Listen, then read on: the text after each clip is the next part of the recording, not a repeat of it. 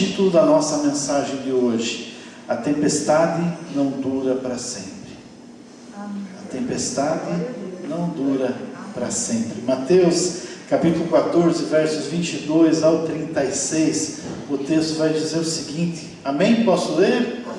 Logo em seguida, Jesus insistiu com os seus discípulos para que entrassem no barco e fossem adiante dele para o outro lado, enquanto ele despedia a multidão.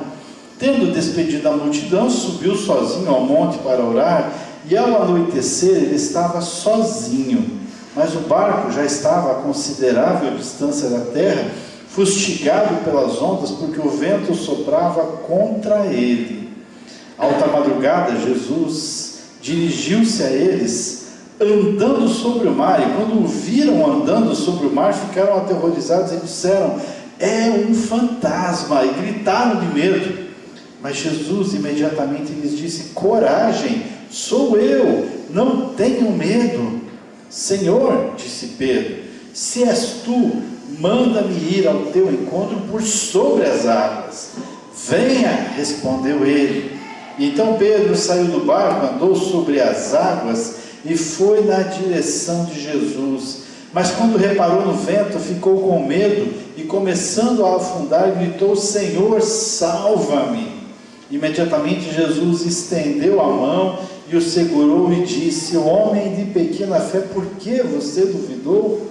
E quando entraram no barco, o vento cessou. E então os que estavam no barco adoraram, dizendo: verdadeiramente tu és o Filho de Deus. A tempestade não dura para sempre. Todos nós estamos sujeitos a tempestades em nossas vidas. A grande questão é como nós as enfrentamos. Tempestades todos nós temos, desafios todos nós temos, lutas todos nós temos. A grande questão é como nós as enfrentamos. Esse texto vai mostrar como Jesus nos encoraja a enfrentar as tempestades. Só para vocês entenderem o que tinha acontecido aqui, Jesus havia ensinado, Jesus havia curado, Jesus havia multiplicado pães, Jesus havia trabalhado muito até ali. Recebe a notícia da morte do seu primo João Batista, discípulo dele, que havia sido decapitado. Jesus atende a multidão e nessa hora era a hora dele descansar. A gente, depois de um dia de trabalho, estava falando para a Bruna: fica tranquilo que a gente não passa da meia-noite hoje, que amanhã temos que descansar, amanhã temos que trabalhar, então a gente tem que descansar. E depois de um dia intenso de trabalho, normalmente, e nada mais justo do que nós irmos descansar. Sabe o que Jesus fez? Foi para o monte orar. Jesus, a Bíblia diz que ele vai para o monte orar. Antes de recuperar a força física, ele vai recuperar a força espiritual. Antes de tomar fôlego da vida novamente, do físico, do material, ele entende que ele precisa recuperar as suas forças espirituais. E ele vai para o Pai. Isso não é a primeira vez, várias vezes Jesus já havia feito isso. Terminava o seu dia e os outros iam descansar e ele ia para ter o tempo dele com o Pai. As pessoas iam para dormir e ele estava em oração. As pessoas ele chamava para vigiarem com ele. E o que acontecia? Os discípulos iam dormir e ele ficava acordado. E volta para os discípulos e fala: puxa vida, eu pedi para vocês orarem comigo e vocês foram dormir. Mas Jesus, antes de buscar as forças físicas, ele ia buscar a força espiritual. E aí está o segredo de Jesus vencer as tempestades. E essa é a primeira lição que eu quero compartilhar com você nessa noite. Eu só tenho força para enfrentar as tempestades se estiver revestido pelo poder do Senhor. Eu só tenho força para enfrentar as tempestades se estiver revestido pelo poder do Senhor. O texto vai dizer que quando ele despede a multidão, ele subiu sozinho a um monte para orar. E ao anoitecer, ele estava ali sozinho orando. Verso 23 de Mateus 14. Em diversos episódios da Bíblia, a gente vai ver Jesus nessa busca ao Pai em oração. Jesus buscando ao Pai, Jesus se firmando, Jesus compartilhando com o Pai. E quando a gente vê isso, nós percebemos que o fato de estar buscando ao Senhor, boa noite, nos achou. O fato de estarmos buscando ao Senhor não vai nos isentar das tempestades, mas nos dará força para vencê-las. O fato de estar buscando o Senhor não nos isenta de tempestades, mas nos dá força para vencê-las. Agora isso tem que ser uma constante em minha vida. Como é que eu pretendo vencer as tempestades se eu não busco forças do Senhor para vencê-las? É interessante, eu já falei isso acho que com as 4 segundas-feiras, né? Nós temos fisicamente a necessidade do alimento até 6 vezes por dia, né? Café da manhã, lanchinho do meio da manhã, almoço, lanchinho da tarde, jantar e a ceia depois ainda. E nós fazemos isso todos os dias para que o nosso físico tenha forças. E o nosso espírito, a gente fala com o Senhor de vez em quando. Nós nos alimentamos espiritualmente de vez em quando. O físico nós cuidamos, o espiritual nós vacilamos. E aí quando vem as tempestades, que força que nós temos para enfrentar? Jesus nos ensina aqui que quando nós entendemos isso, nós só temos força para enfrentar as tempestades se estivermos revestidos pelo poder do Senhor. Jesus sabia disso, e antes dele ir acalmar a tempestade, antes de ele ir renovar as forças físicas, ele vai renovar as forças espirituais. A segunda lição que eu quero compartilhar com você nessa noite é que o enfrentamento das tempestades nos capacita e fortalece para vencermos os desafios dessa vida. O enfrentamento das tempestades nos capacita e fortalece para vencermos os desafios dessa vida. E o texto vai dizer, verso 22, que logo em seguida Jesus insistiu com os discípulos para que entrassem no barco e fossem adiante dele para o outro lado, enquanto ele despedia a multidão. Sabe o que me chama a atenção? O texto fala que Jesus insistiu para os discípulos entrarem no barco. Qual a impressão que dá aqui? Que eles não queriam, né? Quando você insiste com alguém, que eles não estavam muito afim.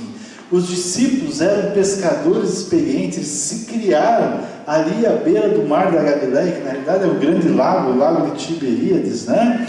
E eles estavam acostumados, e certamente eles olharam e falaram assim: vem vento forte aí, vem tempestade, eu é que não quero enfrentar isso. Com Jesus já é difícil, imagina a gente ir sozinho, Jesus ficar para trás.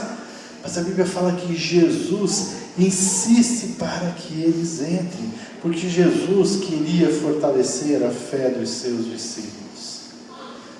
Muitas vezes a gente enfrentamos batalhas, dificuldades na nossa vida, né? E falamos assim: por que o Senhor permite isso? O Senhor permite isso para que nós possamos ser fortalecidos. E quando termina a tempestade, a gente fala: Senhor, agora eu entendo por que o Senhor permitiu para que eu passasse por isso, para que a minha fé pudesse ser fortalecida. Sabe, quem é pai e mãe aqui? Tem alguns aqui, né? Outros que estão na expectativa aí. E o que acontece se a gente passar a vida inteira? Quantos anos tem seus filhos? 14. Sempre está dando papinha, mamadeira para ele? O que acontece se a gente passar a vida inteira, né? Pensou um homem desse tamanho, você dando papinha para ele, né? Dando mamadeira, não vai crescer nunca. Fala assim: filho, está na hora de você ir à luta. Filho, está na hora de você aprender. Filho, você vai ter que passar por alguns desafios. E quantas vezes nós queremos poupar, queremos cercar sinceramente errados, e nós impedimos que os nossos filhos, ou aqueles que estão à nossa volta, cresçam e se fortaleçam. Por quê? Porque na boa intenção nós não permitimos que eles passem por tempestades e vençam. Jesus queria ajudar os seus discípulos a serem fortalecidos. Tem uma frase que diz que um mar calmo nunca formou um marinheiro habilidoso. Um mar calmo nunca formou um marinheiro habilidoso. Se está tudo calmo, é fácil. Agora a habilidade só vai se sobressair onde? No mar revolto. Alguém já ouviu falar do termo céu de brigadeiro? Quando está aquele céu azul, aquele céu lindo, né? Não tem nada a ver com aquele docinho maravilhoso, particularmente eu sou fã, né? Por que se fala céu de brigadeiro? Você sabe por quê? Porque o brigadeiro, né, é aquela patente maior na aeronáutica. E ele, quando ele quer voar, o céu tem que estar azul e tem que estar limpo. Por quê? Porque daí o voo é fácil. E todo mundo fala assim, nossa, como ele pilota bem. Então o brigadeiro só sai para pilotar quando o céu está azulzinho, quando não tem vento, quando está tudo maravilhoso, todo mundo falando, nossa, olha só. Agora, quando o céu está difícil, quando tem tempestade, quando tem turbulência, aí o brigadeiro fala, eu não vou sair não. Vão achar que eu não estou pilotando bem. E ali é que se sobressai o verdadeiro piloto. E nas nossas vidas, muitas vezes, as pessoas, nós não entendemos por que vêm as tempestades, mas o Senhor quer nos fortalecer.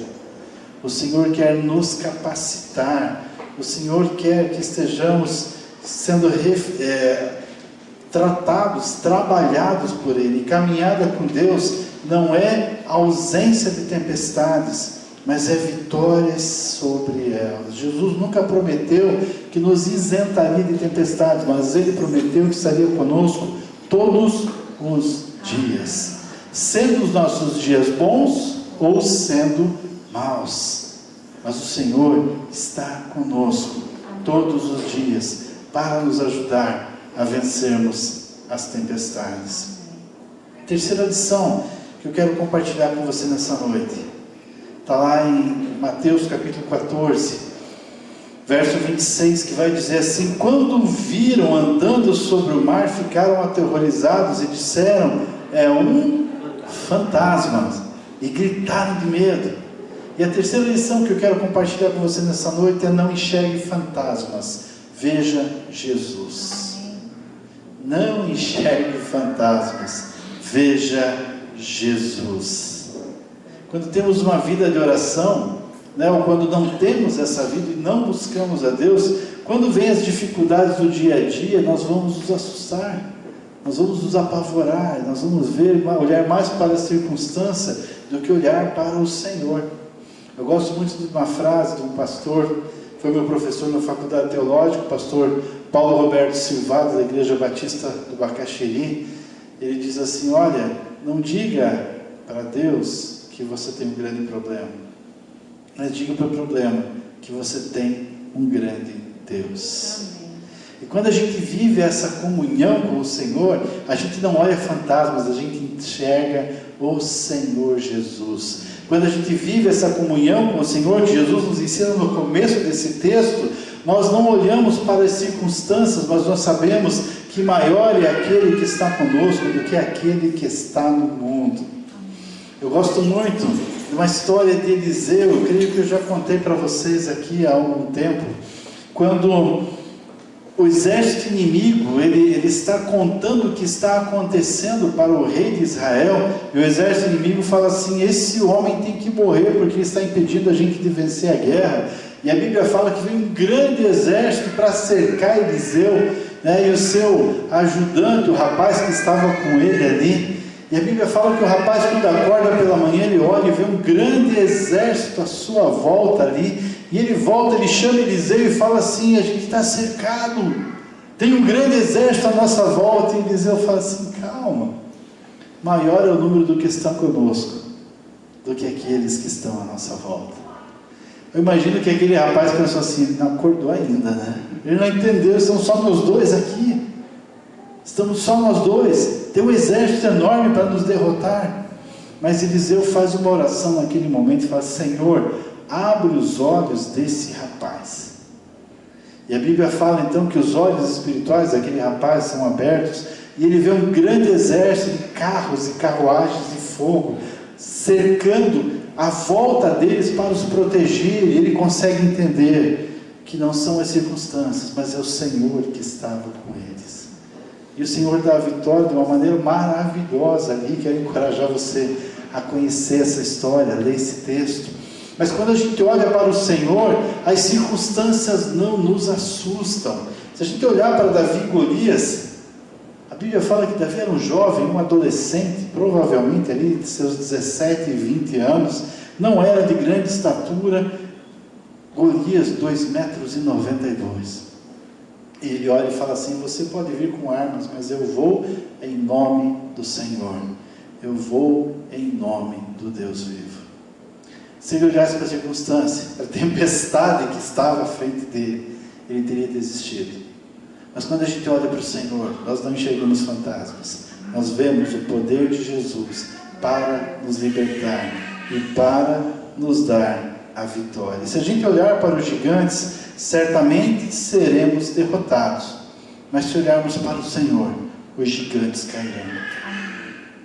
Os gigantes cairão. Se olharmos para os gigantes, seremos certamente derrotados. Mas se olharmos para o Senhor, os gigantes cairão. Não enxergue fantasmas. Veja Jesus. Veja Jesus. Porque Ele está conosco em todos os momentos, em todas as tempestades, em todas as situações. Porque a promessa dele é que nós não estaríamos sozinhos. O texto vai continuar.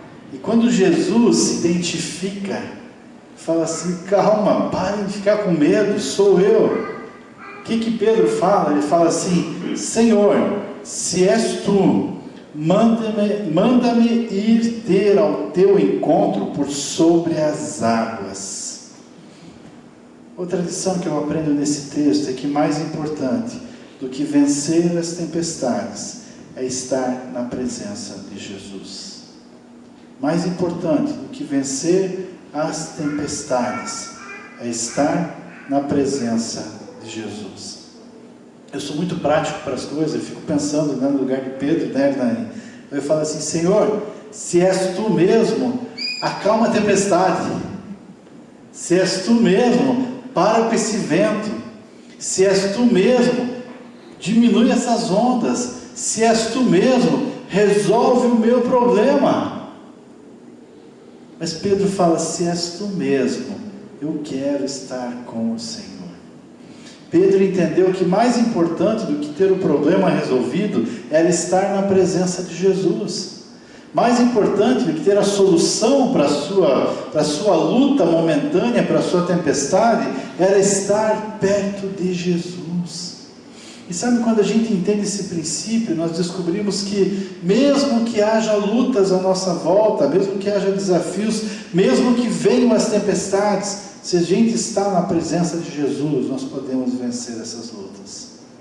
Tem um texto no livro do profeta Abacuque, capítulo 3, versos 17 ao 19, que diz assim: ainda que a figueira não floresça, ainda que não haja fruto na videira, ainda que não haja gado nos currais, ainda que a plantação não dê o seu fruto, ainda que tudo dê errado, o profeta fala assim: mesmo assim, eu me alegrarei no Senhor e exultarei no Deus da minha salvação, porque Ele é a minha força, Ele firma os meus pés e Ele me faz andar em lugares altos.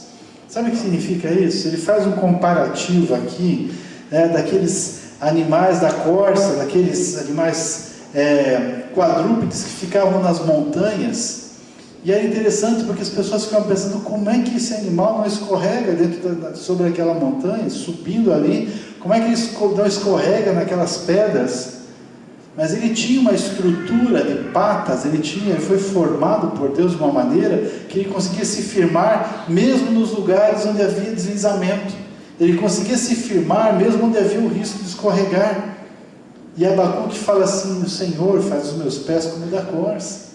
Ele me faz pisar em lugares altos, mesmo onde seja difícil a travessia, mesmo onde seja difícil passar, mesmo onde seja difícil se locomover. Mas se o Senhor está comigo, Ele me dá força para vencer esses desafios. Contextualizando, Ele me dá força para vencer as tempestades. E Pedro entendeu que mais importante do que vencer as tempestades era estar na presença de Jesus. E ele fala: Senhor, eu quero ter contigo. Não importa se tem tempestade, não importa se o vento está forte, mas se é para estar perto do Senhor, vale a pena.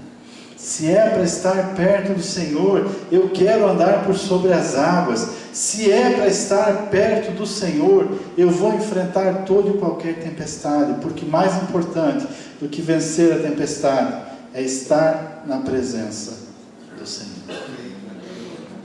Última lição que eu compartilho com vocês nessa noite é que as tempestades não duram para sempre.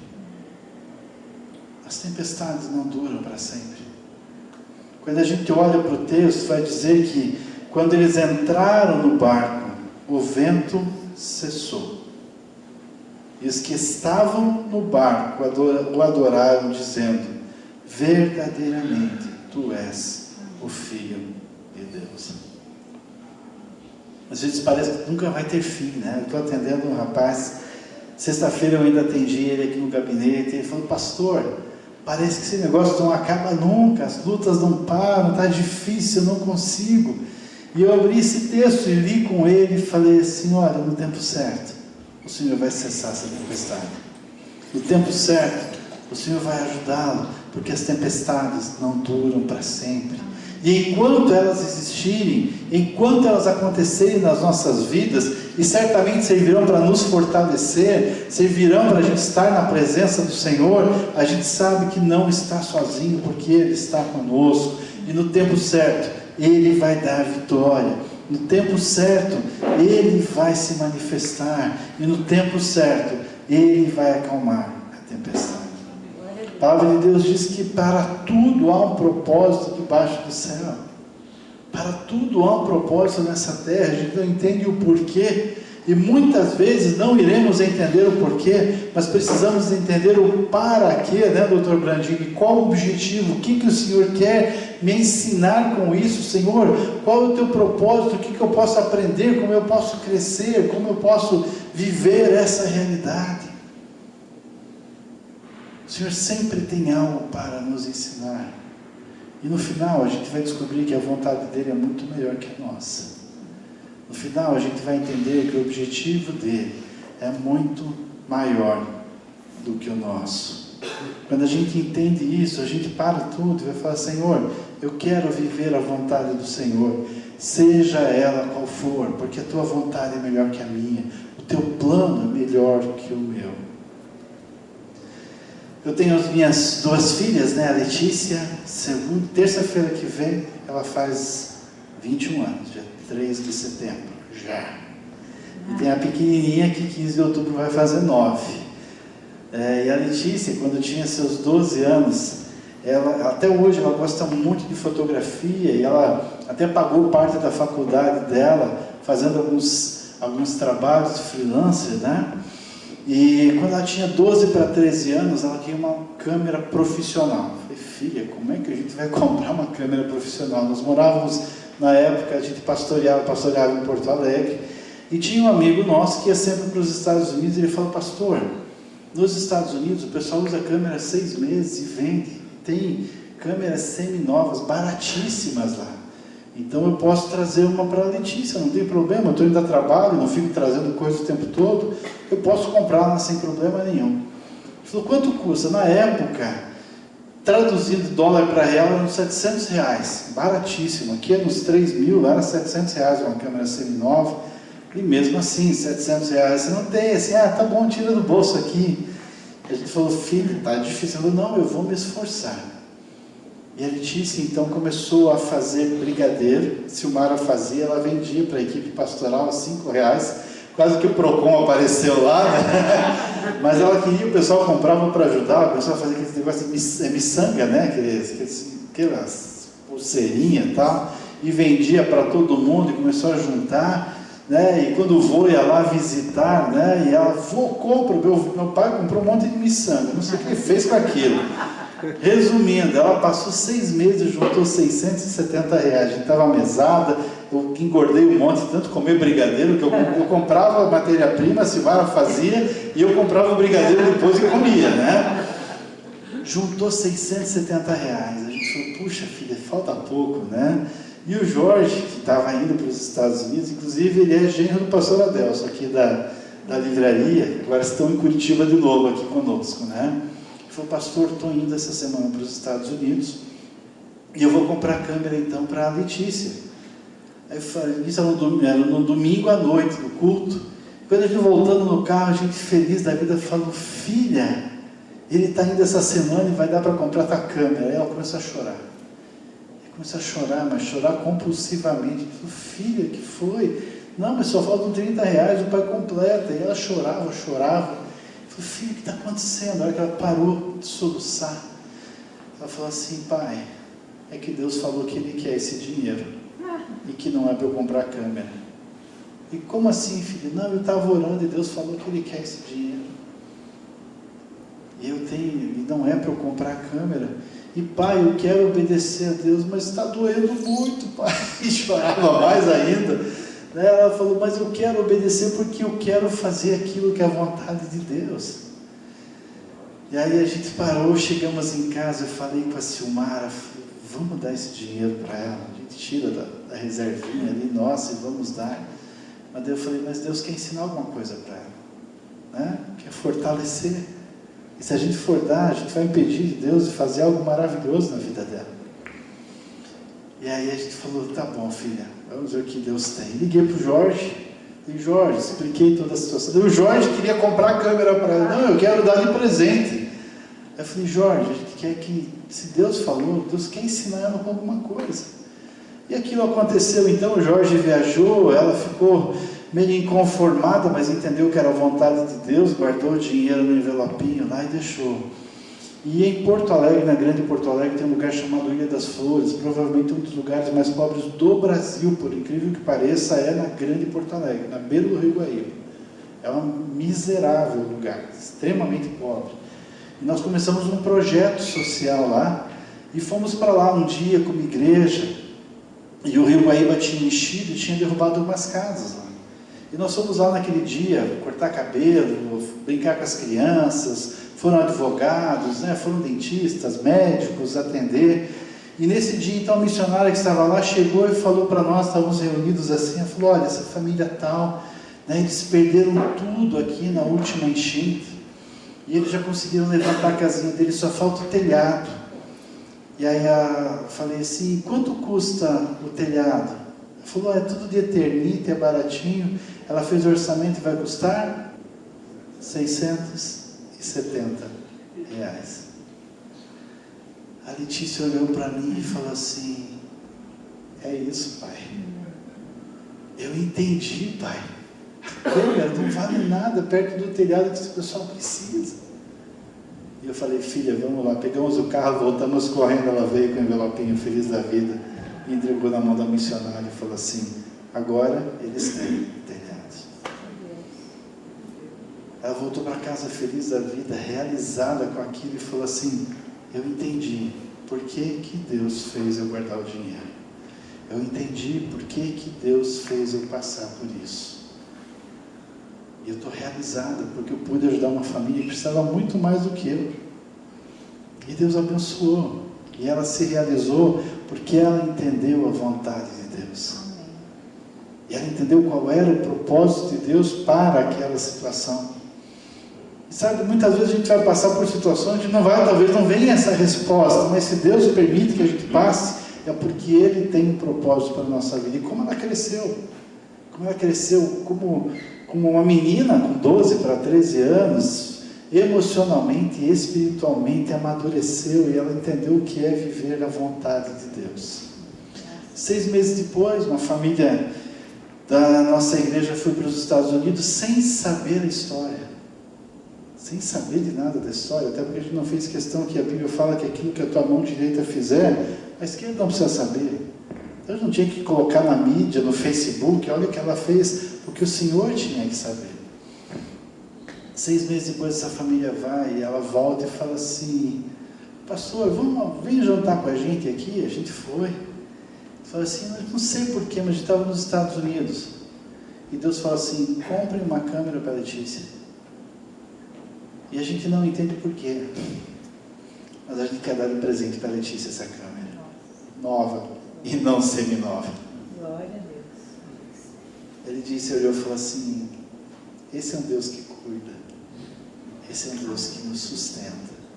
Esse é um Deus que quer o melhor para nós, quando nós nos submetemos a viver a vontade dEle. E Deus não precisaria ter dado a câmera para ela, porque a realização dela não foi em ganhar a câmera, a realização dela foi em ser bênção na vida de uma família que precisava muito mais do que ela. E sabe, muitas vezes a gente não entende a circunstância da nossa vida, mas temos que entender que Deus está no controle. E se Deus falar não, é porque Ele sabe o que é melhor. Se Deus falar, olha, eu quero por esse motivo, a gente tem que obedecer e entender que Ele sabe o que é melhor, porque a vontade dEle é boa, é agradável e perfeita. E nós precisamos falar, Senhor, eu não entendo o que está acontecendo, mas se o Senhor falou, eu vou fazer. Senhor, eu não entendo qual é a tempestade, o porquê dessa tempestade, mas se o Senhor está permitindo ela na minha vida, eu sei que é para me fortalecer, e eu sei que no tempo certo, o Senhor vai encerrar essa tempestade. Eu quero concluir lembrando da situação de Pedro. O que Pedro falou? Senhor, se és tu mesmo, eu quero ir ter contigo andando sobre as águas. Ele não falou, Senhor, acalma a tempestade, eu quero andar sobre as águas. Mas sabe o que a Bíblia fala? A Bíblia fala que ele está indo, olhando em direção a Jesus, de repente o vento bate um pouquinho mais forte, né? E ele sente a água molhada, e ao invés de olhar para o Senhor, ele se assusta, ele afunda. E Jesus o pega pela mão e o levanta, e leva ele de volta para o barco. A Bíblia não vai dizer, mas eu fico imaginando a hora que ele entra no barco, né? E você sabe que eu gosto de entrar na história, e muito provavelmente os outros 11 falaram assim, que papelão, hein? Quis ir ter com Jesus e acabou afundando. Mas acho que no lugar de Pedro ia falar assim, mas eu fui. E vocês? Quando terminou aquela viagem, a Bíblia fala que eles estavam maravilhados, e certamente chegaram à margem e contaram tudo o que tinha acontecido. Porém, 11 discípulos disseram que viram Jesus andar sobre as águas. Mas um falou, eu andei com Jesus sobre as águas. Qual a tua escolha? Você prefere fazer parte dos 11 e falar assim, olha, eu vi o que Jesus está fazendo na vida dos outros? Mas você prefere fazer como Pedro, mesmo sujeito a afundar? Quantas vezes nós vacilamos na nossa vida? Mas quando a gente vacila, a gente fala, Senhor, e o Senhor vem e pega pela mão e fala, deixa que eu te ajudo nessa caminhada. Você prefere ser aquele que vê os outros andarem sobre as águas, mas você escolhe ser como Pedro e andar com Jesus por sobre as águas. Qual a tua escolha? Quero orar com você nesse momento. Colocar a tua vida diante do Senhor. Eu não sei qual é a tempestade que você está enfrentando. Eu não sei qual é a luta pela qual você está passando. Eu não sei quais são os desafios que você tem pela frente. Mas eu quero dizer que sejam eles quais forem, você não está sozinho. O Senhor está com você. Sejam eles quais forem, o Senhor está no controle de todas as coisas. Sejam eles quais forem, é o Senhor que te fortalece, é o Senhor que te sustenta, é o Senhor que te renova, é o Senhor que estende a mão quando você está prestes a afundar. Porque Ele é aquele que promete estar conosco todos os dias, sendo os dias bons ou sendo os dias maus. Nessa noite quero orar com você, que está passando por tempestades, mas está dizendo, Senhor, me ajude. Está difícil, estou quase afundando. Mas eu quero dizer que a tempestade não dura para sempre. E que o Senhor está com você, seja a tempestade que for. Se você está passando por tempestades, por lutas na sua vida, e hoje o Senhor te encorajou dizendo: permaneça, porque eu estou com você, e essa tempestade não vai durar para sempre. Se você quer que eu ore por você, fique em pé em nome de Jesus, que eu quero orar pela tua vida. A minha oração não é mais poderosa que a tua, até porque o poder não está em quem faz a oração, o poder está naquele que ouve a oração. E a Bíblia diz que Ele é poderoso para fazer infinitamente mais. E outra versão diz que Ele é poderoso para fazer muito mais abundantemente, amém, do que tudo aquilo que nós pedimos e pensamos. Pai, em nome de Jesus, assim como meus irmãos e amigos, eu sou o primeiro a estar em pé aqui nessa noite. Temos tempestades, temos desafios, temos vendavais em nossa vida. Mas, Pai, em nome de Jesus, nós queremos aqui, a Deus, declarar como Pedro: nós queremos estar na presença do Senhor. Nós queremos, em nome de Jesus, andar por sobre as águas. Nós queremos, em nome de Jesus, caminhar em direção ao Senhor, porque é o Senhor que sustenta, é o Senhor que cuida, é o Senhor que faz cessar a tempestade, Pai. Em nome de Jesus, que a boa mão do Senhor seja sobre cada um que se manifestou aqui, ó Deus, simbolicamente fazendo o mesmo que Pedro, dizendo: Jesus, tem misericórdia, estou afundando nessa tempestade, me ajude. E em nome de Jesus, nós clamamos pela ajuda do Senhor. Em nome de Jesus, nós clamamos pela manifestação do Teu Santo Espírito em cada vida aqui, nos encorajando, nos renovando, nos dando força para vencermos as tempestades, crendo que não estamos sozinhos, e o Senhor está conosco, e no Senhor nós somos mais do que vencedores. Em nome de Jesus, esses meus irmãos e amigos saiam daqui renovados, saiam daqui encorajados, saiam daqui fortalecidos para vencer as tempestades, sabendo que é o Senhor que nos dá a vitória, e no Senhor nós somos mais do que vencedores, em nome de Jesus, amém. Deus abençoe